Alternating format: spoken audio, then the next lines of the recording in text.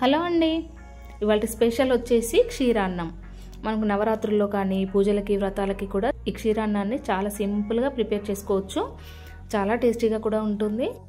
ఇలా చేసుకున్న తర్వాత ఇది చాలాసేపటి వరకు గట్టిపడకుండా ఇదే కన్సిస్టెన్సీతో పర్ఫెక్ట్గా ఎలా చేసుకోవాలనేది నేను ఈ వీడియోలో క్లియర్గా చేసి చూపిస్తాను.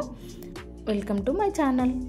ముందుగా దీనికోసం ఇక్కడ నేను ఒక బౌల్ తీసుకొని దానిలో ఒక కప్పుతో రైస్ తీసుకున్నాను. ఇలా రైస్ తీసుకున్న తర్వాత దానిలో వాటర్ వేసి 2 సార్లు బాగా వాష్ చేసుకోవాలన్నమాట. ఇలా వాష్ చేసుకున్న తర్వాత ఇప్పుడు మళ్ళీ అదే రైస్లో కొన్ని వాటర్ వేసి రైస్ని నానబెట్టుకోవాలి. ఇలా రైస్ నానేలోగా మనం ఇప్పుడు స్టవ్ వెలిగించుకొని ఒక గిన్నెను పెట్టుకొని దానిలో 1.5 కప్పు వరకు బెల్లం తీసుకోవాలి. ఇంతకుముందు మనం ఏ కప్పుతో అయితే రైస్ తీసుకున్నామో అదే కప్పుతో 1.5 కప్పు వరకు బెల్లం తీసుకొని దానిలో కొద్దిగా వాటర్ వేసి ఆ బెల్లాన్ని కరిగించుకోవాలి. బెల్లం మరీ పాకం పట్టనవసరం లేదు, బెల్లం కరిగిపోతే సరిపోతుంది. ఇప్పుడు దాన్ని పక్కన పెట్టుకొని మనం నెక్స్ట్ వేరొక పెద్ద బౌల్ తీసుకొని దానిలో మనం ఇంతకుముందు తీసుకున్న కప్పుతోనే 6 కప్పుల వరకు పాలు తీసుకోవాలి. ఇలా పాలు వేసిన తర్వాత ఇప్పుడు మనం దానిలో 2 కప్పుల వరకు వాటర్ కూడా తీసుకోవాలి. అంటే మొత్తం 6 కప్పుల పాలు 2 కప్పుల వాటర్ వేస్తే మొత్తం 8 కప్పులు అయ్యాయి కదా. ఇప్పుడు ఆ పాలని ఇలా మరిగించుకోవాలన్నమాట. పాలన్నీ బాగా మరుగుతున్నప్పుడు మనం ఇంతకుముందు నానబెట్టుకున్న రైస్ని ఇందులో యాడ్ చేసుకోవాలి. ఈ పాలతోనే రైస్ని బాగా మెత్తగా ఉడికించుకోవాలి. చూసారా, ఆల్మోస్ట్ ఇక్కడ మనకు రైస్ అనేది ఉడికిపోయింది. ఒక్కసారి ఇలా చెక్ చేసి చూసుకున్నా సరిపోతుంది. ఇప్పుడు రైస్ అంతా బాగా కుక్ అయిపోయింది కదా. ఇప్పుడు ఒక్కసారి దాన్ని ఇలా ఆ గంటతో ఇలా స్మాష్ చేసుకున్నట్టుగా చేసుకోవాలి.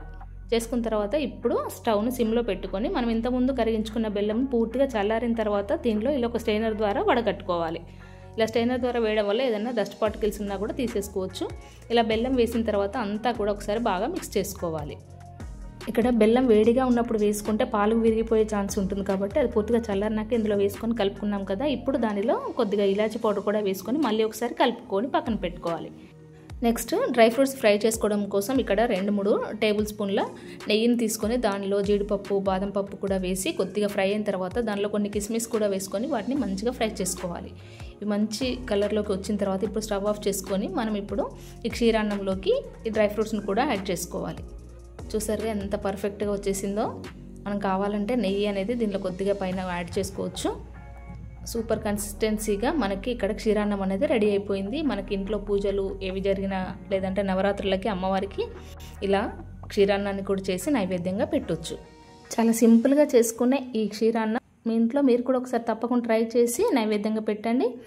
ఈ వీడియో కనుక మీకు నచ్చినట్లయితే లైక్ చేసి షేర్ చేయండి, అలాగే సబ్స్క్రైబ్ చేయండి. Thanks for watching.